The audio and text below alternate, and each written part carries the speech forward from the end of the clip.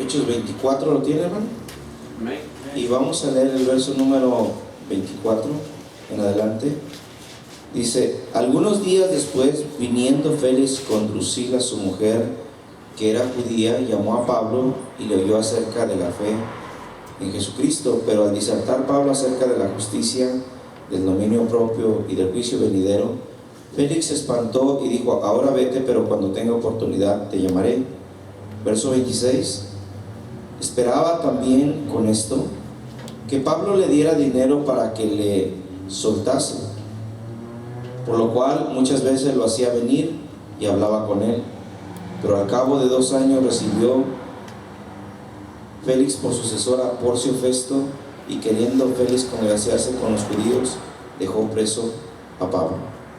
Gloria a Dios. Vamos a dejar hasta ahí la porción. Siéntese, por favor, hermano.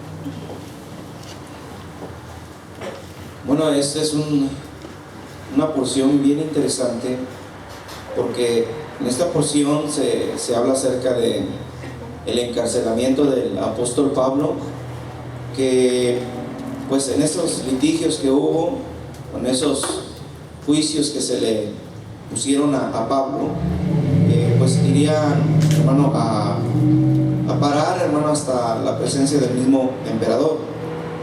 Y es interesante cómo Pablo pasó muchas circunstancias, de las cuales es interesante aprender, porque están registradas en el libro de los Hechos, o sea, la palabra de Dios. Y bueno, sirven, hermano, como un testimonio grande de lo que Dios, hermano, fomenta, Dios trabaja, Dios ejecuta en la vida de aquellos a los cuales quiere hacer algo especial. Siempre, hermano, nosotros miramos que la vida cristiana es una vida de bendiciones, amén, una vida de grandes retos, pero también, hermano, es una vida donde en estos retos muchas veces va a venir la sugerencia, va a venir, hermano, ¿qué le puedo decir? El trato, la forma de poder, hermano, tal vez escapar, suavizar, o, hermano, deslindarse de lo que Dios ha determinado para que nosotros realicemos. ¿Usted ha oído hablar acerca de la frase la manzana de la discordia? Esa frase es muy común, y hay ocasiones que hay un problema en una familia, en una región, incluso hasta, hermano, de país a país. A veces la frase, hermano, que surge es: y bueno, la manzana de la discordia fue esto. Y es porque 2 individuos, al menos, a lo más básico, tuvieron un alegato, un pleito, discusiones por una cosa muy probablemente insignificante o de valor. En ocasiones miramos gobiernos, hermano, por algunas circunstancias que se dan, y viene a surgir una diferencia que ya, hermano, desata conflictos, o sea, discordias entre las personas, entre países, entre, como dije, empresas. Pero es algo, hermano, que prende la mecha, y ahí es donde surge, hermano, le digo, la situación difícil, la situación que distancia, la situación de conflicto. Amén. Es un elemento, una cosa, una actitud, un proceder, pero todo, hermano, a veces se le identifica con esa frase: ah, ¿y cuál fue la causa? Es que la manzana de la discordia fue aquello. Y esta frase la sacan porque precisamente cuando vemos el libro, hermano, del Génesis, vamos a notar que el Señor había puesto reglas al ser humano, y le había dicho: bueno, de acá puedes comer lo que tú quieras, pero de ese árbol que está ahí no comas. La orden era directa, enfática, clara. No era, hermano, una opción, era un mandamiento. Era, hermano, algo que Dios había establecido, y mientras no se comiera de ese árbol, la armonía entre Dios y el hombre seguirían normales hasta ese momento, normales en los parámetros que en su estado original se habían dado. Ahorita vivimos una vida, decimos normal, pero no es normal si las comparamos con la originalidad en que fue creado el ser humano y su hábitat. Nosotros, hermano, estamos anormales en un mundo que no hermano, es como debería de ser. Amén. Pero todo esto lo provocó precisamente el conflicto que hubo entre Dios y el hombre por tomar precisamente del fruto prohibido. Y muchas veces se ha especulado en entender o querer saber cuál fue el fruto prohibido que se ingirió. Y muchos han puesto de la manera más clásica una manzana. Y ahí por eso miramos a la tentación cuando se refleja en unos, ¿qué le puedo decir? Óleos, en unas pinturas o en películas. Al momento de tomar aquel fruto prohibido se le muestra como si fuera una manzana. Pero en realidad fue la desobediencia, hermano, el pecado que pues provocó, hermano, la caída. Pero sí, hermano, ese tipo de fruto, sea manzana o pera o jícama o lo que sea, bueno, la jícama se da en la tierra, no es árbol, pero bueno, lo que nosotros podemos ver que cualquiera que fuera el tipo de fruto, pero ese fruto era algo que provocó, hermano, el enojo de Dios, porque desobedecieron a aquellas personas. Y bueno, vino a romperse, hermano, la bendición de Dios hacia las personas. El hombre prefirió negociar con la serpiente, hermano, y a cambio, hermano, perdió todas las bendiciones que Dios le había depositado a él. Esa discordia con Dios le costó muchísimo al ser humano. Amén. Nosotros vemos a través de lo que es la palabra de Dios también situaciones donde hubo momentos que gente tuvo bendiciones grandes, maravillosas, que no supieron cuidar. Tal es el caso de Esaú. Aquel, hermano, relato se mira en Génesis 25, donde Esaú llega del campo y viene cansado, viene al parecer muy hambriento. Llega a Jacob y le dice en el verso 30 que le dé de ese guiso que estaba preparando Esaú. Entonces, hermano, él le dice en el verso 31, pero ¿por qué te voy a dar de ese guiso? No, dice, véndeme tu progenitura. Amén. Véndeme en este día, en el verso 31, tu primogenitura. Entonces, hermano, acá se mira un trato donde Esaú dice, bueno, yo me voy a morir, ¿para qué? ¿Para qué me sirve la primogenitura? Entonces Jacob dijo, entonces júrame que la primogenitura, o sea, el derecho de primogénito va a venir sobre mí. Y dice, pues te lo juro. Ok, entonces de esa manera, hermano, la bendición se fue traspasada a Jacob, hermano, porque la compró esa primogenitura, y él le dio, hermano, de ese guiso rojo de lentejas, hermano, y comió, bebió, se levantó y se fue. Este hombre, oiga bien, hermano, no supo lo que había vendido, hermano. No supo, no entendió que al vender, al hacer ese trato, al, hermano, ceder a su derecho de primogénito, hermano, perdió todo prácticamente. Perdió lo más valioso. Entonces ahí este hombre, podríamos decirse que no era bueno, porque no era bueno, pero tenía la bendición. Pero al vender la primogenitura, prácticamente vino a entrar en un conflicto con Dios. Tenía la bendición y se deshizo de ella, hermano. Y ahí todo recayó en Jacob, hermano, para su provecho, para su bendición.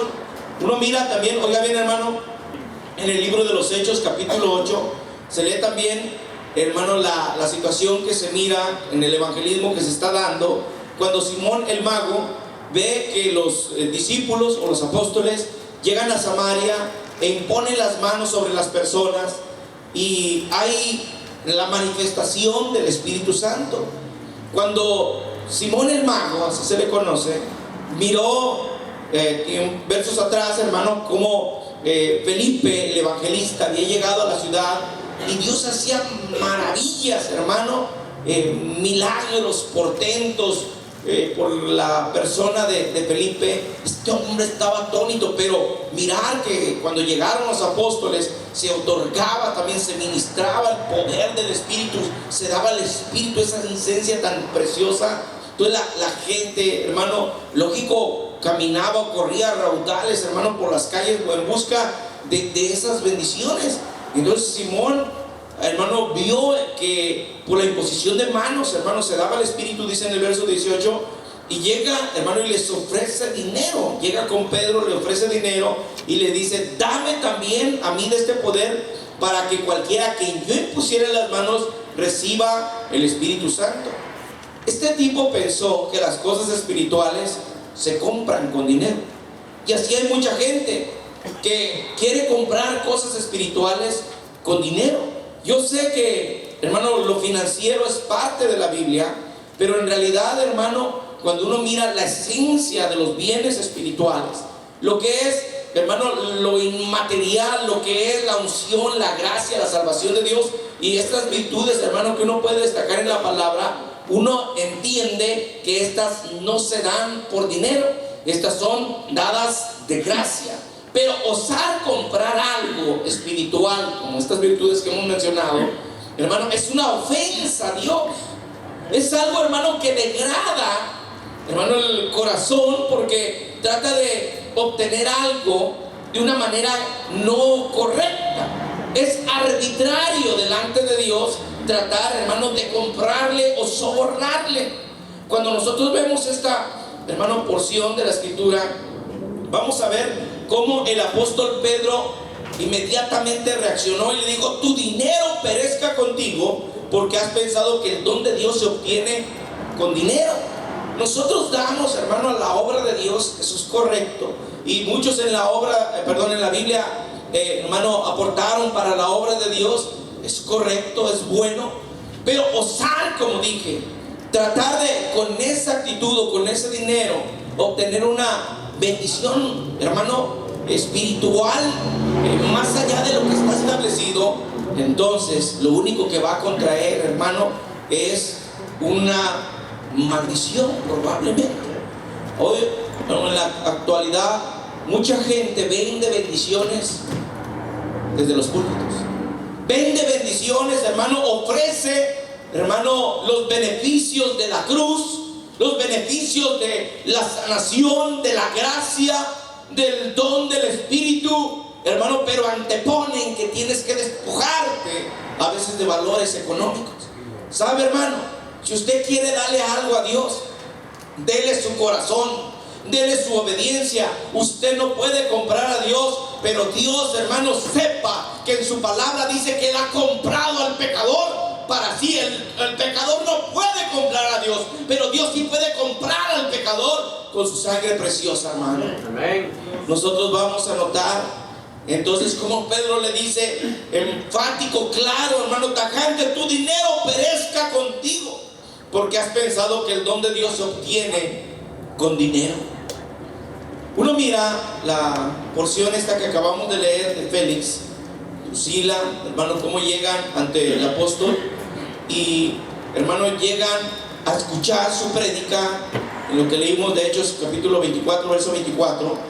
Y cuando, hermano, está Pablo disertando, dice en el verso 25, acerca de la justicia, el dominio propio, el juicio venidero, Félix dice que su reacción fue de espanto y dijo: ahora vete, pero cuando tenga oportunidad te llamaré. Porque el evangelio, hermano, cuando se revela, inmediatamente nos hace entender que es la justicia en los parámetros de Dios.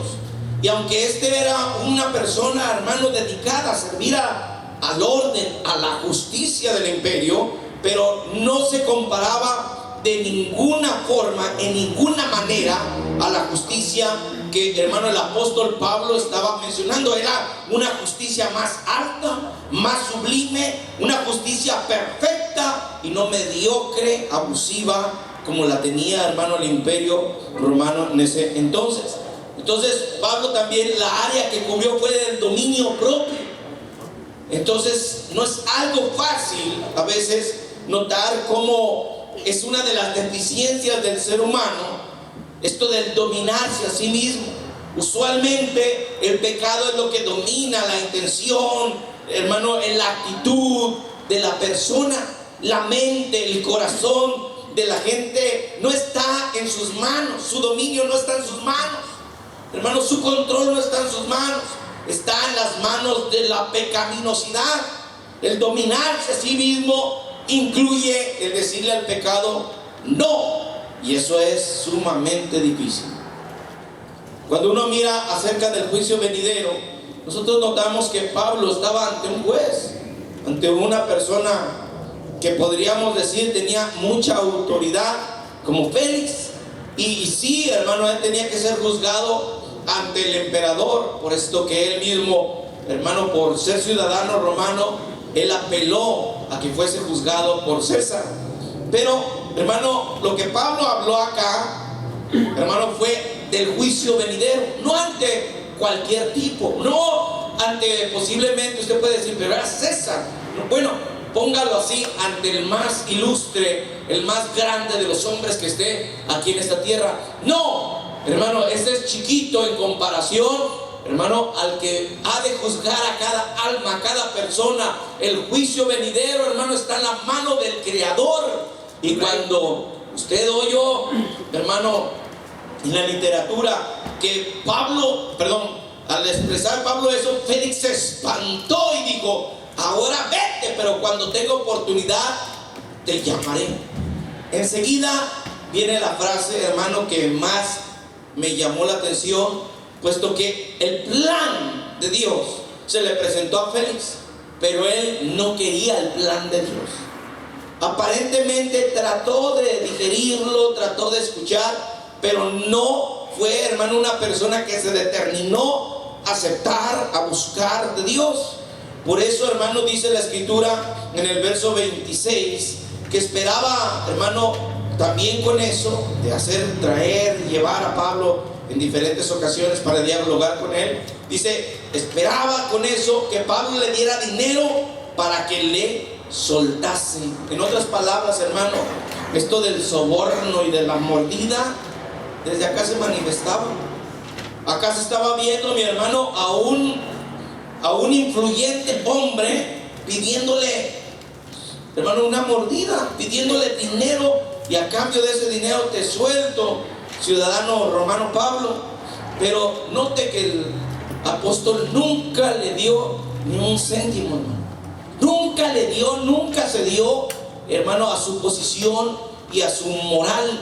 Creo que nosotros vamos a notar, hermano, cómo Pablo inmediatamente entendía que el propósito de Dios estaba de por medio.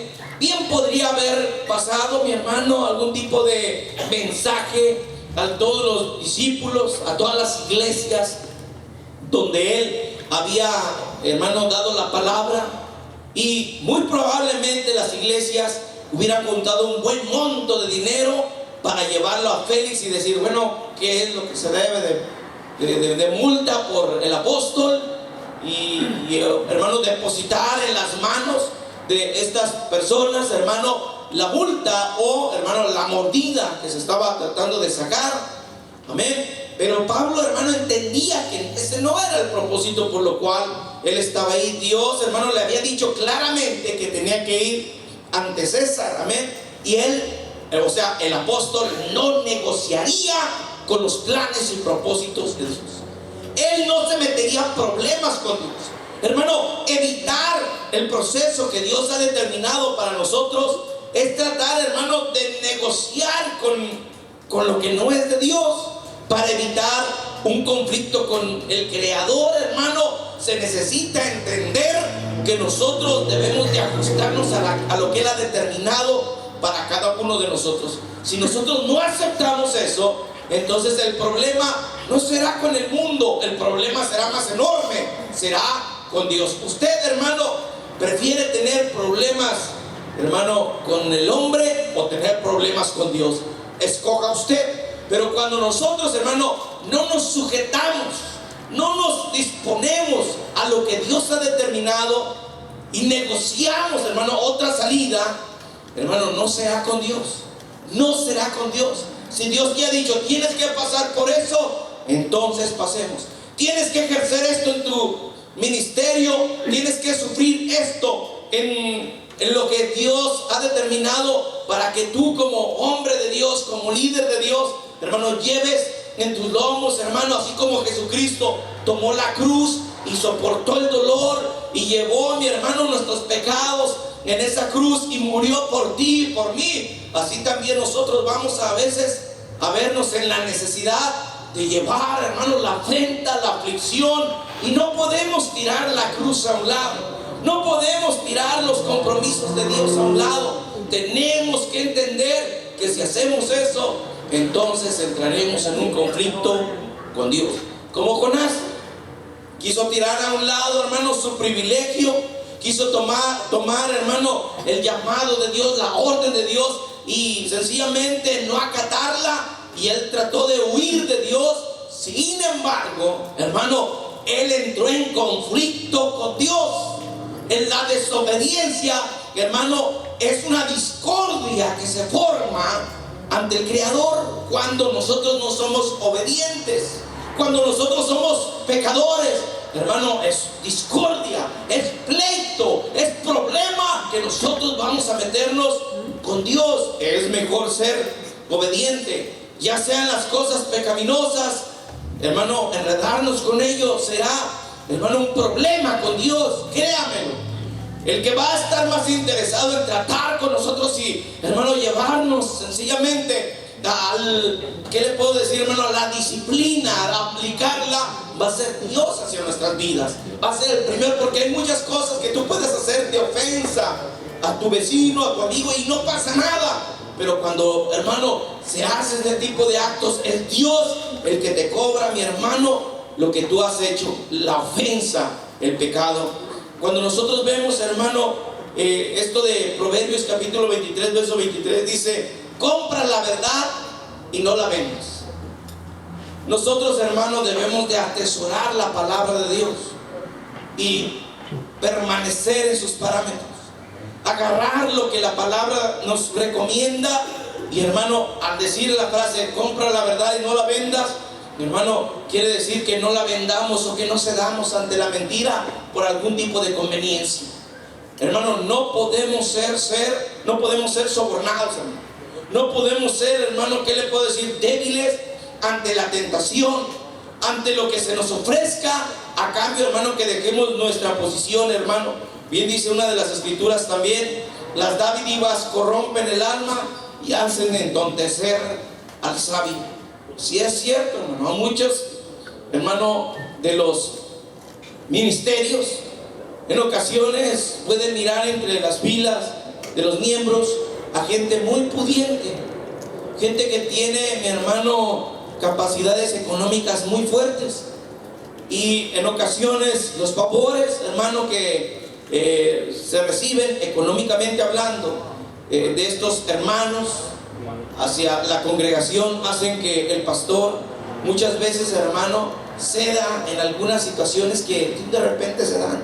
Tal vez un conflicto entre un hermano y estos hermanos que están, hermano, aportando grandes cantidades, tal vez situaciones de privilegio, tal vez situaciones X, pero muchas ocasiones, hermano, estas personas que están a cargo ceden ante, hermano, la necesidad de retener a aquel hermano. ¿Por qué? Porque si el hermano se va, ¿qué vamos a hacer? Nos vamos a quedar sin fondos, nos vamos a quedar sin la afluencia ¿qué le puedo decir? De esa fuente económica que nos soporta. ¿Y cómo vamos a pagar aquí? ¿Cómo vamos a pagar allá?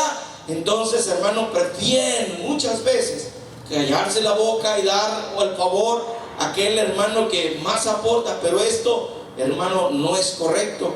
Por eso dice: las dádivas corrompen el alma y hacen entontecer al sabio. Cuando la palabra del Señor dice que nosotros no debemos de ser así, debemos de ser justos, honestos, rectos. Al que tenga la culpa, bueno, hay que exhortarle.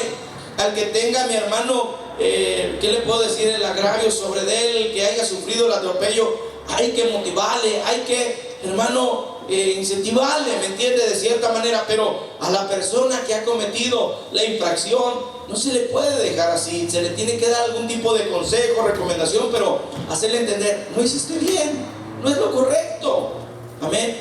Pero hay ocasiones que así pasa.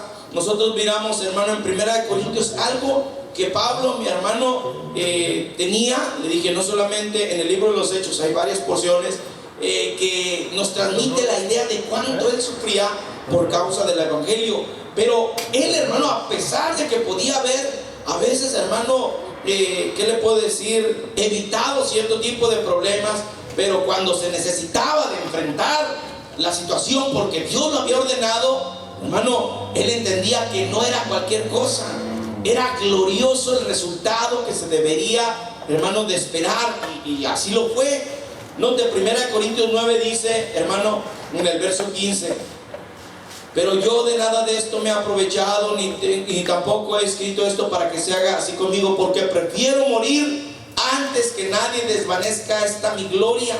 Pues si anuncio el evangelio, no tengo por qué gloriarme, porque me es impuesta necesidad, y ay de mí si no anunciar el evangelio. Por lo cual, si lo hago de buena voluntad, recompensa tendré, pero si de mala voluntad, la comisión me ha sido encomendada. O sea, él entendía claramente la bendición que es ser, hermano, un transmisor de la palabra.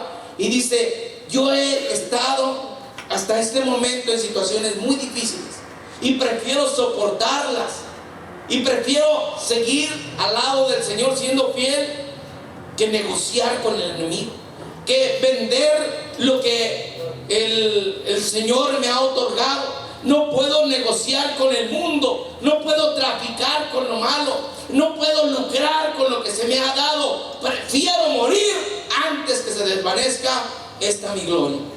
Oiga, nosotros vemos que este hombre, como dice esta porción, estaba determinado a no dejarse sobornar por el mal, no dejarse sobornar por lo incorrecto. Olvídese de las cosas económicas, fue una de las situaciones que él, hermano, tuvo que enfrentar. Pero las cosas, hermano, ¿qué le puedo decir? Sentimentales. En ocasiones él tuvo que decir, hermano, acerca de la compañera que podría él haber tenido a su lado, como esposa, como mujer. Y él hace un reclamo en la carta a los Corintios, hermano, en esas epístolas, y destaca, mi hermano, la situación que vivían todos los otros apóstoles, exceptuándolo a él y a Bernabé. Y dice: hey, ¿que acaso no tenemos derecho a comer y a beber y a tener una esposa como mujer, como Pedro y todos los demás apóstoles? Entonces, frases como esas, hermano, uno puede distinguirlas y decir: hey, este hombre realmente, o sea, tenía derechos, tenía, ¿qué le puedo decir? Técnicamente, pues, hermano, la apertura para que se pudiera llevar a cabo tal vez algún tipo de deseo de este hombre, ¿me entiende, hermano? ¿Qué puedo decir? Comer, hermano, casarse, tener hijos, ¿por qué no? Como todos los demás apóstoles. Pero él, hermano, fue llamado a otro tipo de ministerio.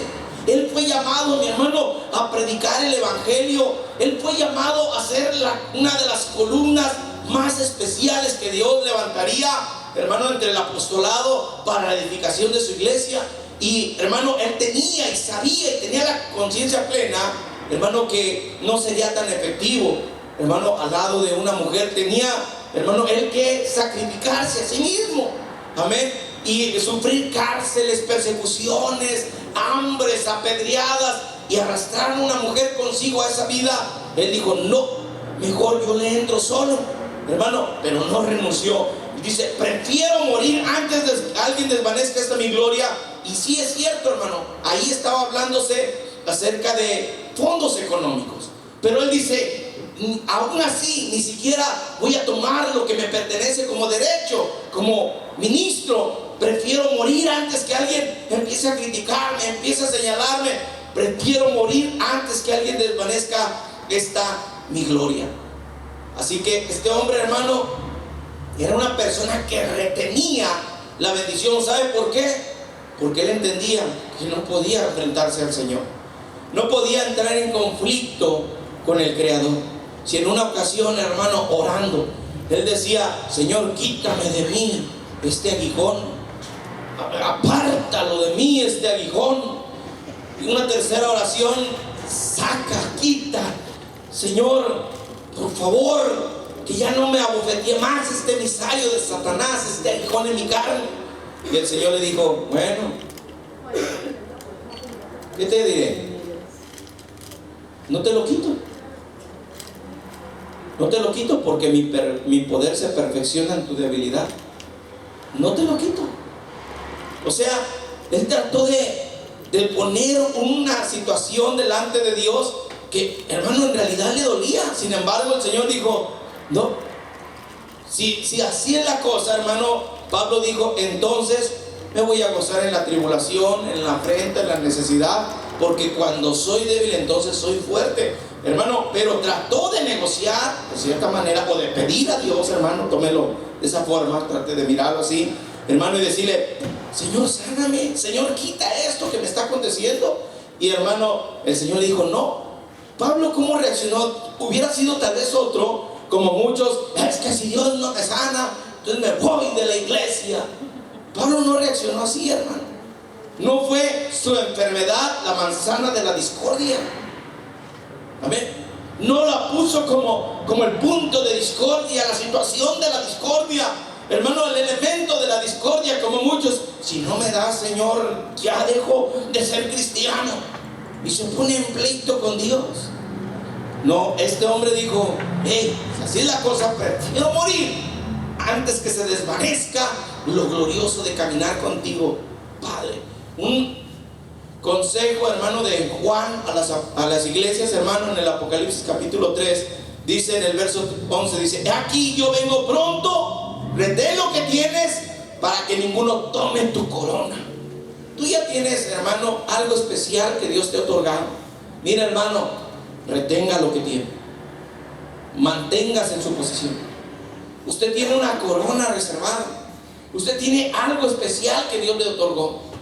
Pero esa corona, usualmente cuando nosotros nos la imaginamos, una corona literal, hermano, entendemos que sería una corona de oro, con perlas, con, hermano, piedras preciosas. Y, hermano, dice el Señor, retén lo que tienes para que ninguno tome tu corona. Esto quiere decir que si nosotros, hermano, dejamos de hacer lo que el Señor nos impuso, hermano, si no retenemos la posición, hermano, que Dios nos delegó, el trabajo que Dios, hermano, sí ha puesto en el corazón para realizar, si nosotros no lo hacemos, entonces estamos haciéndonos a un ladito y dejando a un lado, hermano, esa obligación. También dejamos a un lado esa corona, y otro va a llegar y la va a tomar. Así como Jacob, cuando su hermano llegó y dijo, tengo hambre, véndeme tu primogenitura, bueno, te la vendo. Entonces dejó su corona y se la dejó, hermano, a su hermano. Amén. Dice Filipenses 1:12, note, hermano, qué interesante es esto. En el verso 12 que digo, hermano, se describe de ahí en adelante un poquito de lo que sería el reflejo de nuestro proceso, por duro que sea. Dice Pablo, quiero que sepáis, hermanos, 1:12, recuerden, que las cosas que me han sucedido han redundado más bien para el progreso del evangelio, de tal manera que mis prisiones se han hecho patentes en Cristo en todo el pretorio y a todos los demás. Y la mayoría de los hermanos, cobrando ánimo en el Señor con mis presiones, se atreven mucho más a hablar la palabra sin temor. En este ejemplo, Pablo dice, hey, yo he estado sufriendo prisiones, he estado sufriendo persecución, pero lo que me ha pasado a mí ha sido de beneficio para otros, porque Pablo era, hermano, un ejemplo. Podríamos decir que muchos lo han puesto como un ícono del hermano, ¿qué le puedo decir? Al apostolado superior, del apostolado más completo. Amén, podría decirse. Sin embargo, hermano, uno mira que en efecto este humilde hombre de Dios, hermano, con su situación que vivió, absorbió, y a pesar de que pudo haberse escapado, pienso que en varias ocasiones, recuerda cuando él estuvo encarcelado en Filipo, cuando tembló aquella cárcel y de una manera milagrosa se abrieron todas las celdas y las cadenas se les cayeron a todos los presos, hermano, y aquel hombre tuvo junto con Silas, hermano, la oportunidad de escapar de aquella cárcel donde lo estaban torturando, donde previamente lo habían torturado. Hermano, él podía haber huido. Sin embargo, cuando miró a aquella persona que estaba encargada, que se iba a suicidar, porque si se le escapaba un solo prisionero, Entonces ahí la situación sería mortal para aquel carcelero. Lo matarían según la ley, hermano, que se le aplicaba al carcelero, se dejaba huir a un preso. Y sin embargo el apóstol dijo: hey, no te hagas daño, todos estamos acá. Yo puedo imaginarme que muy probablemente ningún prisionero huyó, porque posiblemente, hermano, la situación sobrenatural que se dio también fue acompañada de una autoridad que probablemente, no lo digo que fue así, pero muy probablemente, yo me cuestiono, ¿por qué no huyeron todos los demás presos? ¿Por qué? Creo que Pablo les ha de haber mencionado: no huyan, quedémonos acá, no huyan. Y la voz de la autoridad, hermano, creo que se oyó dentro del corazón y pudieron, hermano, quedarse, y así no se le escapó ningún preso a aquel hombre. Digo, son especulaciones, porque a cualquier delincuente, mi hermano, que le abran la cárcel, que le abran la puerta de aquella celda y que se le quiten las cadenas, si tiene la oportunidad, se fuga, hermano, se fuga, tipo el Chapo. Pero, hermano, no la comparación, pero se fuga. Entonces uno nota, hermano, que así es la cosa. O sea, algo los detuvo. ¿Qué fue lo que los detuvo? Dos siervos que estaban ahí dijeron: no te preocupes, no te hagas daño, todos estamos aquí adentro. Las situaciones que él vivió, dice, redundaron para el progreso del evangelio. Mis prisiones se han hecho patentes en todo el pretorio y todos los demás. Dice: la mayoría de los hermanos cobran ánimo en el Señor con esas prisiones y se atreven a hablar, hermano, lógico, el evangelio, la palabra sin temores. En otras palabras, todo es de bendición. Pero él no cedió ni un ápice. No, hermano, vendió, no trató con el enemigo, no traficó con lo que Dios le había otorgado, así como sus responsabilidades y todo, hermano, tanto terrenas como celestiales. Y estaba viendo, hermano, el caso de Elías. Usted sabe, hermano, Elías, cuando aparece ante el rey Acab y le dice que no iba a llover sino por su palabra, hermano, este hombre se mete en oración, se mete a buscar de Dios, hermano, y lógico, cualquiera que lo miró dijo: este está loco, un desconocido loco que gritó que no iba a llover si él no oraba. Hasta la voz de su petición que se hiciera hacia Dios, hasta entonces habría aguas. Está chiflado. Pero cuando fue pasando el tiempo y no llovía, y cuando empezaron a cobrarse víctimas por aquel, hermano, ¿qué le puedo decir? Aquel de negar del agua del cielo a la tierra, hermano, víctimas de la sequía, empezaron a caer, a morir, hermano, tanto personas como animales, bestias de todo tipo. Dice la escritura que hasta el rey tuvo que salir a regiones extranjeras, hermano, a buscar pasto para los caballos, para poderlos preservar, hermano, algunos. Pero una mortandad tremenda, víctimas, mujeres, hombres, niños, muriéndose, hermano, víctimas de la oración. Oiga, ¿qué este hombre hizo? Pero todo era con un propósito. Este hombre oró para que no lloviera, y, hermano, la reacción sería terrible ante el cerrar Dios, hermano, el cielo, amén, sin lluvia sobre aquella tierra.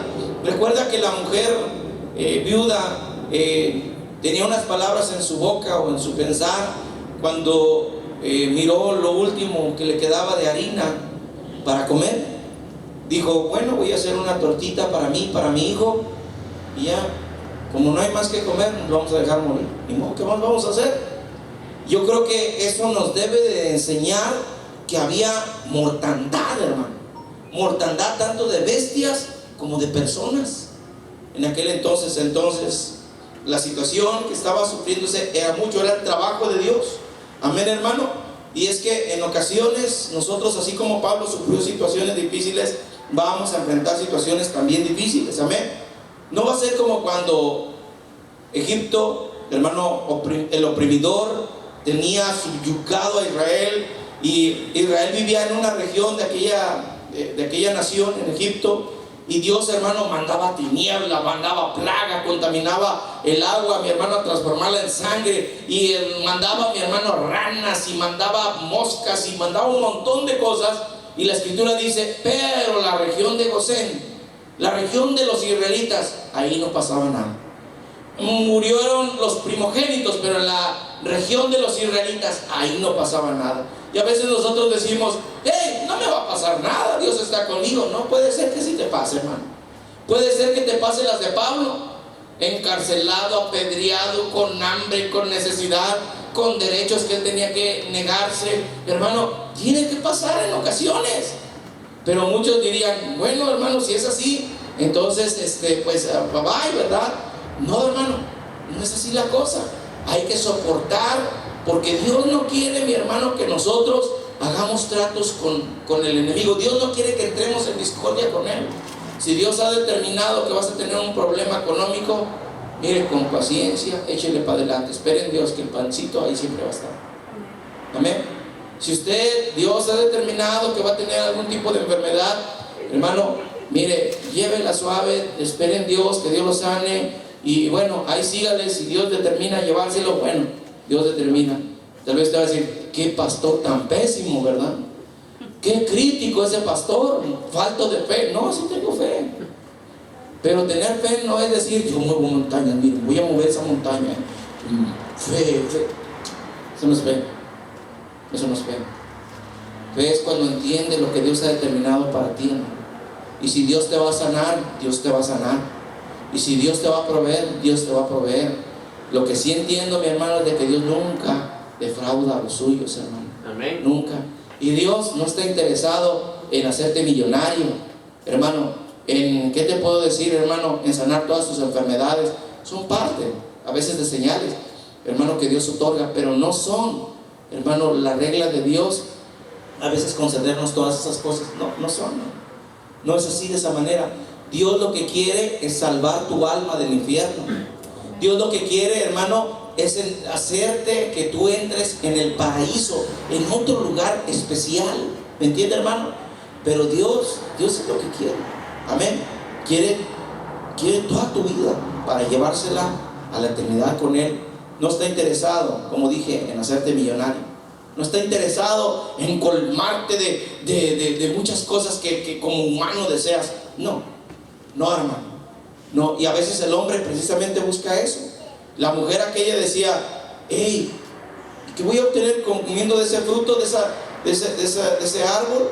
Bueno, vas a obtener conocimiento y se te van a abrir los ojos y vas a ser como Dios. Entonces dijo, voy, trato y órale, le echo ganas. Pero al comer de aquello prohibido que Dios le había restringido, se metió en un problema con Dios. Amén. Por eso la manzana de la discordia. Entonces, ¿qué podemos decir? Amén. El vital líquido en el caso de Elías, hermano, no se encontraba en el arroyo. Cuando él llegó a buscar, se secó. No se encontraba ningún río, hermano. Los ríos se estaban secando. La sequía se hacía cada vez más fuerte, más fuerte, más fuerte. Amén. Pero de repente uno puede reaccionar, hermano, que la potestad de abrir el cielo estaba en su oración. Estaba en la oración de él. Él podía orar y hacer que lloviera. Amén. Hacer que lloviera. Pero si él oraba, él tenía esa apertura. Si él oraba, ¿qué implicaba eso, hermano? Que lloviera. Y si llovía, otra vez iba a haber vida, hermano, en las plantas. Los bestias podrían otra vez volver a comer. La gente otra vez vendría, hermano, otra vez a recibir sus alimentos de la tierra. Y se endurecería el corazón de ellos, hermano, porque no mirarían una señal que realmente les llamara la atención. A veces Dios, hermano, trata así con una tragedia fuerte para que nosotros